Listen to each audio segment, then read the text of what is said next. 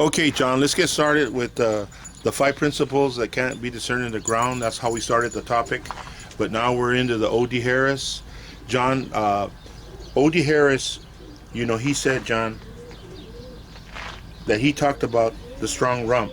Can you explain what he meant, Big John? Well, kind of, sort of, I think. I think, again, a balance on a pigeon, I think, has to do with that. I'm going to use this one as a demonstration.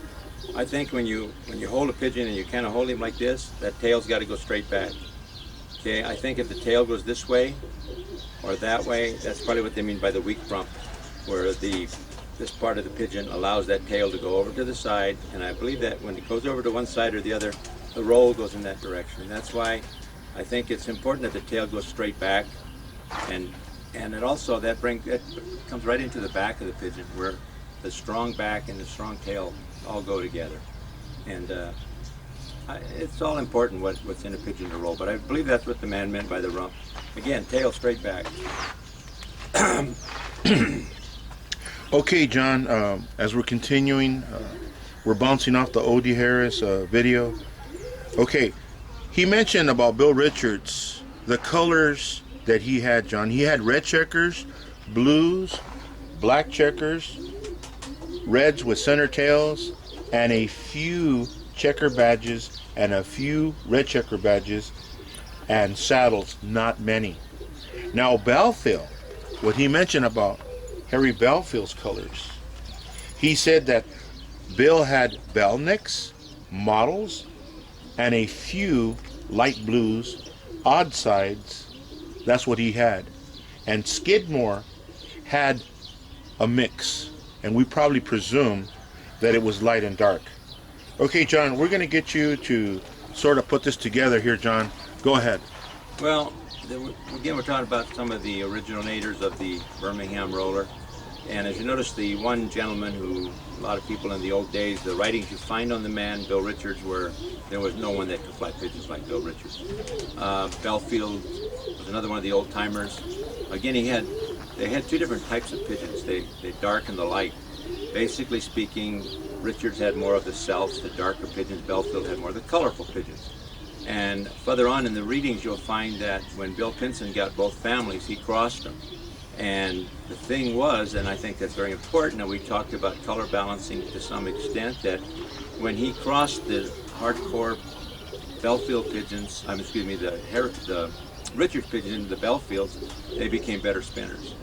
And that's written by Bill Pinson. And again, and then he goes on a little further, where once you got a dark family and the feathers get kind of stiff, then you bring in the lighter color bird to loosen things back up again, and you bring the roll back out in the pigeons.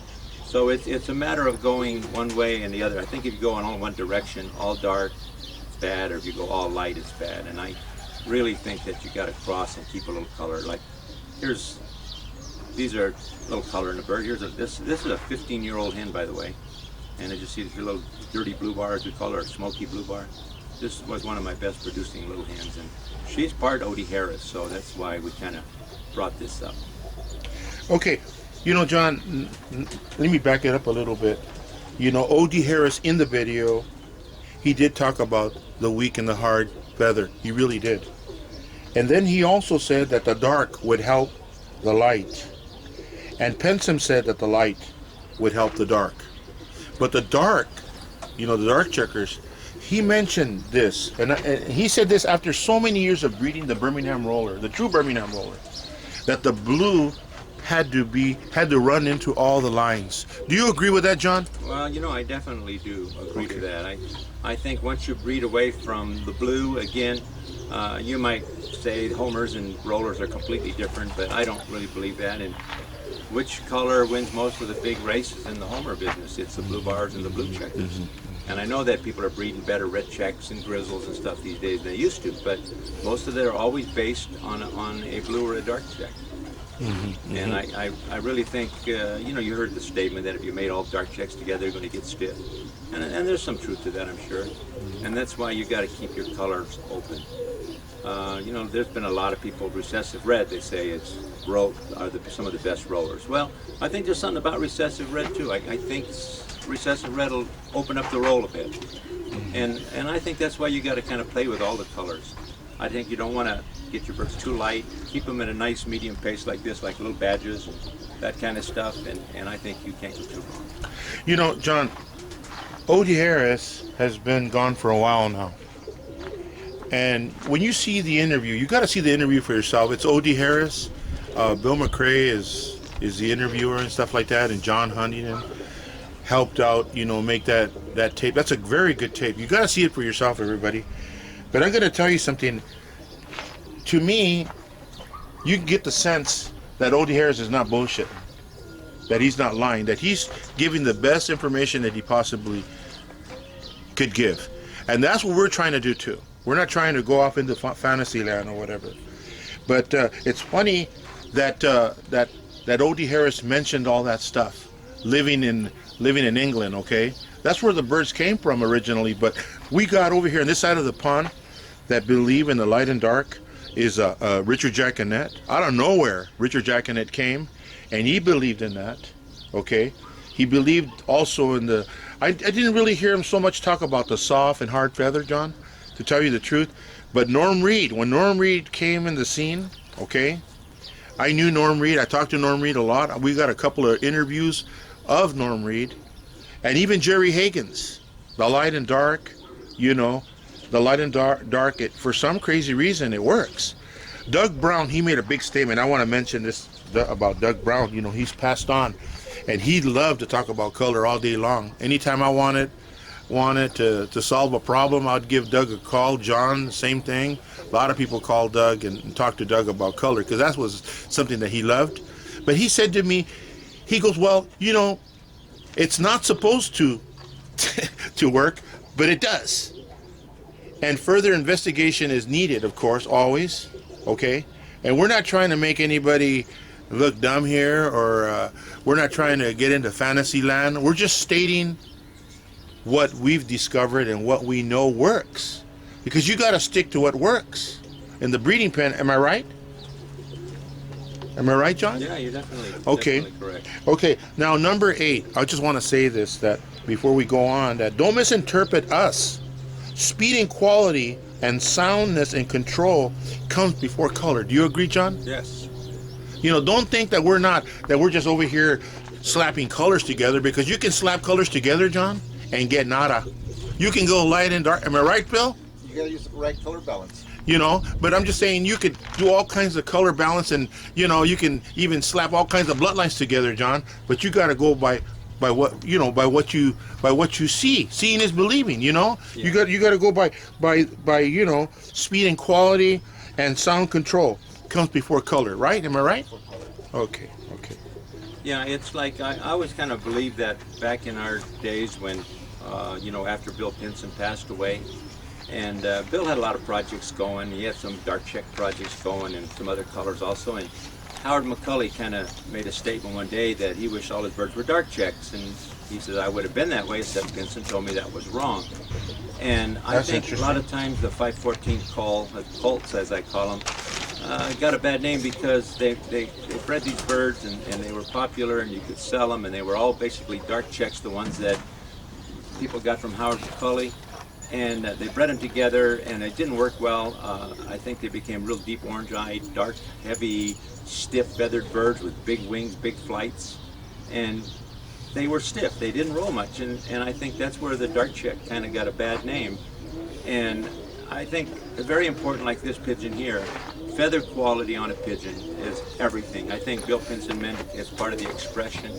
You don't want your feathers to get hard. You don't want those wings to be big. You want nice thin flights with airy spaces between them, and I think the dark checks have got a bad rep. And I think that I made a statement on Roller World about, does everybody think that blues belong in a family? And I think they really do. And I think if you have a family and you don't have much blues, get yourself a good blue pigeon, and I think you'll see your roll increase. And like we said, genetically, we don't know why, but maybe there's a little difference between the color. Maybe the color does have something to do with the quality of the pigeon, and the color balancing I know has something to do with it. So be careful with your feather quality on your birds. Make sure it stays nice and slick. Like you've seen me, I let this bird slip through my hand, you know, and your bird's got to be calm. You know, look at this little hen. She doesn't trying to get away. And if your feathers feel like they're hard, where they're not smooth, or else the feathers aren't laying tight on the pigeon, where they're kind of sticking up all over the place, that's too soft. And again, if they feel hard, they are hard. And stay away from hard-feathered birds. Recessive red will bring in hard feathers, but what a lot of people have done, they put the pied factor in, and I think the pied factor keeps the feathers more soft. Hey, John, right now, because, you know, we can do anything we want. John, can you give a shout out to that guy in England, John, right now?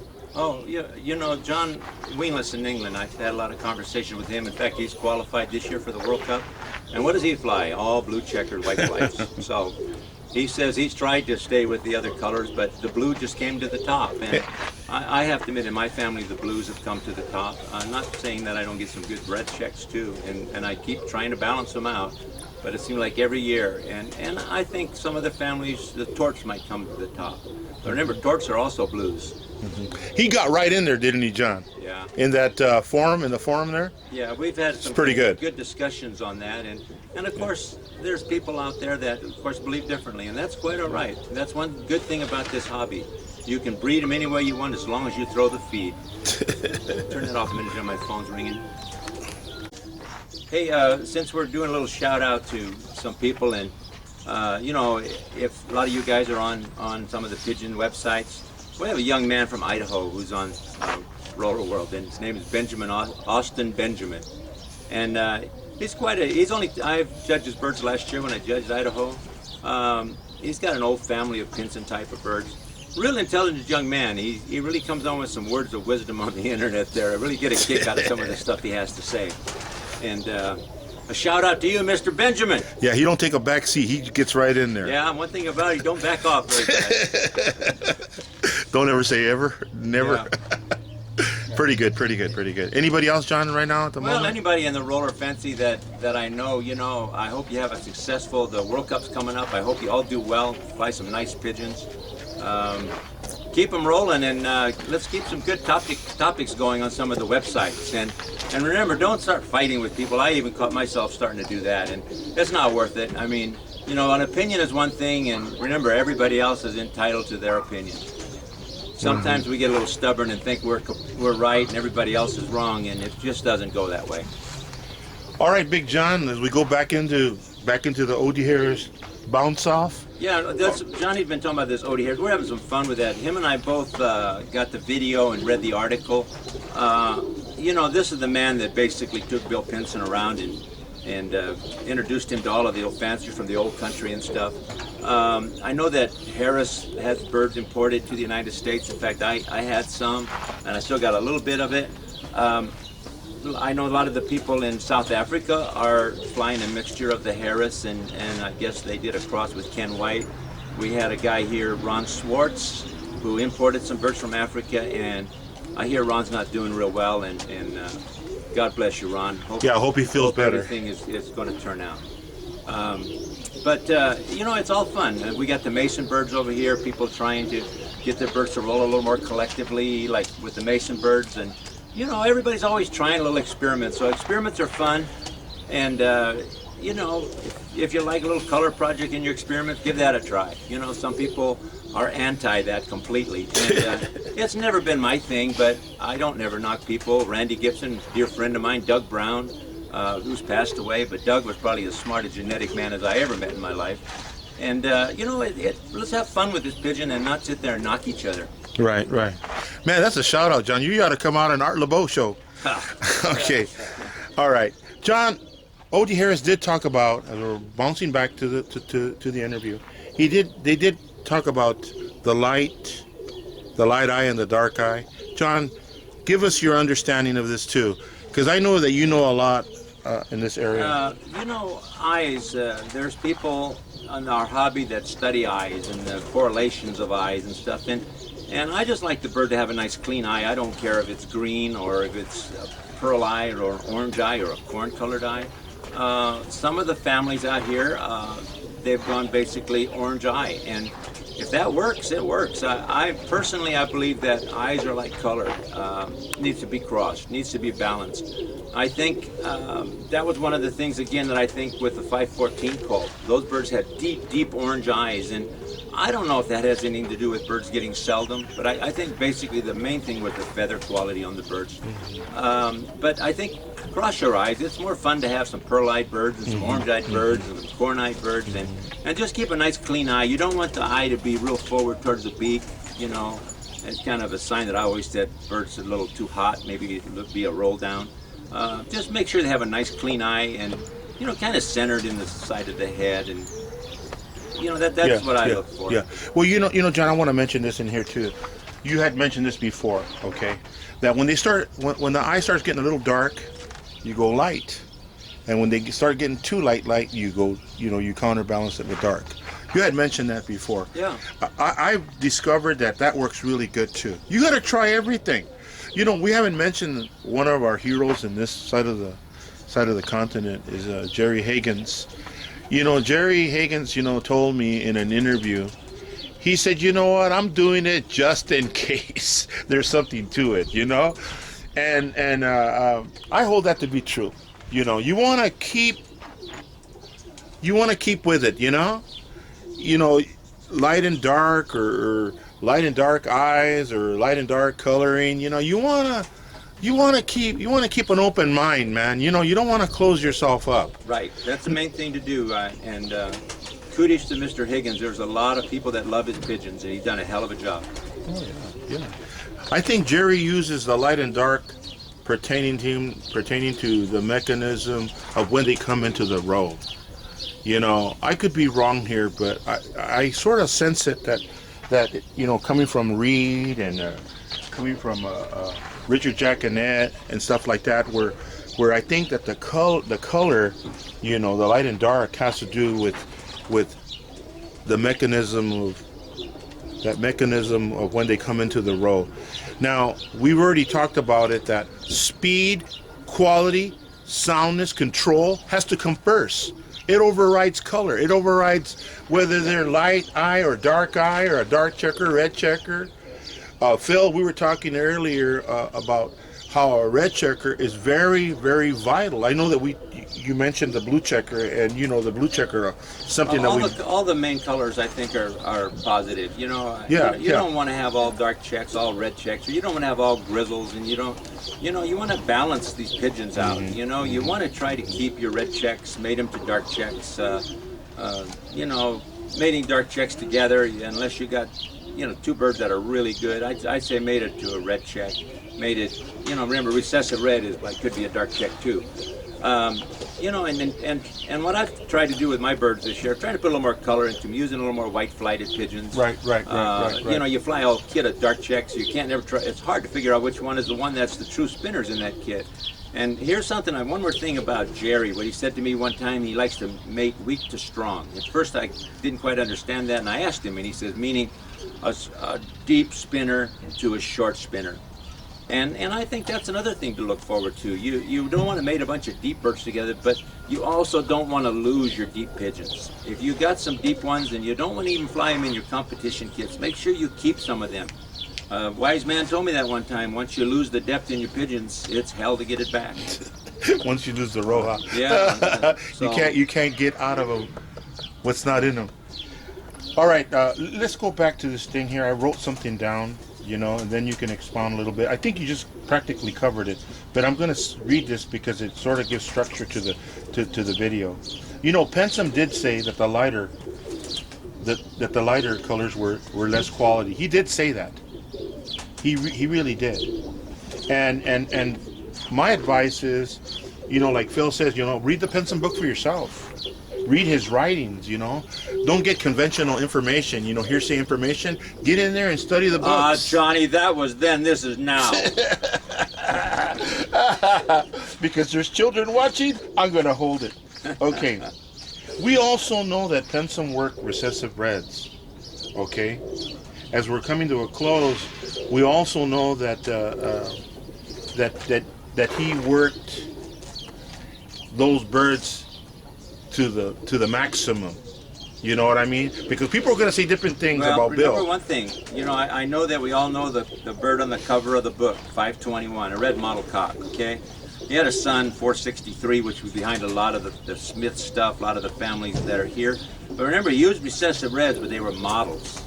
Now, I've made their statement once before, and I believe that to be true, that it had the pied factor, which kept them feather soft. If you take recessive reds, like maybe with the center tail at the most, but if you take recessive red and made it to recessive red, it's a problem. A lot of the old timers thought it was a problem, but Smith did a lot of that. He mated recessive reds together, and then he mated their kids together because they were models. And I think you can get away with that. I know in the Higgins domination, there's a lot of red models, and I think that the red model is a bird that you can mess with a lot more than a recessive red. I think never make two recessive reds that are pure recessive red, hard feather recessive reds together, because you're going to get a bunch of stiff pigeons. And the feather quality, you're going to open a wing and you can kind of look right through the wing. The feathers are going to get very weak. Just one man's opinion. You know, it's you know what? Richard Jackinet, he sure believed in the white spread, and the dark checker and red checkers. I just thought I'd throw it in there to give reference. Phil, you've been listening to us, okay? You've been sort of quiet on your end over here, but right now we're going to turn the camera towards you, Phil, and I know that you've seen the O.D. Harris video as we're coming to an end here. Would you like to mention something from the video, something that you got out of it? Right. Because this is the whole thing, We're sort of giving, I guess, a tribute to O.D. Harris a little bit here. No, it's very good. One thing I got out of it was that something that's going on, I'll make a reference to what's going on now as to what I understood was then. Okay. And one thing Pinson said, he did express that nothing of value will come in the year that it's born. That's not saying it doesn't start spinning in that year, or early bird, or late bird. But listening to O.D. Harris, he brought up that some of the birds, you really don't know their value until they were 3 years old. He mentioned that. That's not saying that they start rolling in the first year, but he flew them a long time. Mm-hmm. And it's really difficult to value something in the year that it's born, because you don't know if you're going to have it the second year or the third year. Mm-hmm. Especially now in the time we live in, because if you have a bird that reaches maturity, even to 2 years, you're very lucky here in Southern California, because we go through so many birds that only the fittest will survive. And just getting them to that point, it's very difficult to enjoy your birds nowadays. I find it difficult. I live in the foothills, and there is no off season for flying birds and not being attacked. Yeah. It's just difficult. But the one thing I did catch, on it was that you got to fly your birds, and you may not know the true value of it until it's several years old. Yeah. Whether to put it in the stock pen or not. Yeah. Just because you selected it from the air doesn't mean it's going to remain in the stock pen. Oh, that's correct. And because the ones that remain are the ones that make the family. But not to cross in what you're trying to say, because that's old school, man. Yeah. I mean, those guys flew lock, stock, and barrel, right, Big John? I mean, they flew lock, stock, and barrel. Those are the good old days. John, one thing I want to bring up too, I want to grab a dark check, and I want to talk about bronzing a little bit. I think that might be important. Okay. So turn me off for a minute, and I'll go round one up. Okay, Phil, in response to what you were saying, back in the days, those guys flew lock, stock, and barrel. Those were the days. That's correct. Okay, but in England, in the north of England, there's a man named Barry Shackleton. I read his article. I've read several articles. I really like the way this guy writes. I like the way he thinks, because that's the whole thing. You may get one person that you may like the way he writes, and then another person you may not like it. I can do without it, because you may apply what one person does and it won't work for you, and then you apply what someone else does and it'll work for you. But Barry Shackleton, he said this in an interview, that he wanted those birds to already be spinning at 6 months. And Jerry Higgins, okay, not to go back to Jerry, okay, but let me mention Jerry. Jerry, in an interview, he said, you know what, at 6 months, if they're sexually mature, the hens can lay an egg and the cock can thread, make a nest, stuff like that. If they're at 6 months and they're sexually mature, they're as big as they're going to get, it's as strong as they're going to get. There's no reason why they shouldn't be rolling. Okay? And I honestly believe stocking in the season that they're bred, it's okay. As long as you stay with soundness and control. Because of the BOPs, that's the way we're heading. back in the days it was frequent. People used to stock up frequent birds. Remember, John? You know what, Tim Decker? I give Tim Decker a lot of credit. I'm going to throw Tim in there. We're throwing everybody to sig today this morning. But you know, he said, you know, back in the day we would stock out a frequent bird that didn't roll collectively. But now you got to pay attention to that and breed for it. And you know what? That's how we're heading now. You know, I've been doing it for a long time. John's been doing it for a long time. That's why his birds are collective. Okay? Frequent is one thing and collective is another. You know what I mean? And speed of the roll and the mechanism when they come into the roll are two separate things too. So maybe there's a lot that goes with it. Okay? But now we're going to go back into the it's John's show here, and here we are. But anyway, John's going to talk about another important factor. Is that right, John? Yeah. We're going to talk about the dark check bronzes. I just want to throw something out here. Okay. I don't know, a lot of guys know that I'm kind of a dark check type of guy. And it's just because my family, the best spinners usually come out dark check. And, you know, a lot of times I've been accused of having too many, but it seems to work. But I'm trying to get a little color. Now, one thing that's always come to mind on me, my dark checks, and I brought a little young one out here because a lot of times the young ones show more bronzing. And I know that on some of the older cocks, let me see if I can zoom in there, John. Have bronzing.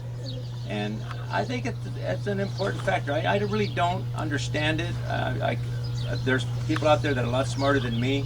Some say it's recessive red that they carry. I don't know, but I think on your dark checks, I think bronzing, at least all of mine have bronzing, and it's important. And a lot of times in a young bird like this, some of that bronzing goes away when they get older, but it stays on these last flights on the bird. And I don't know, to me it's an important little factor on a bird. And again, look at my birds. That's just typical of my pigeons, tail straight back.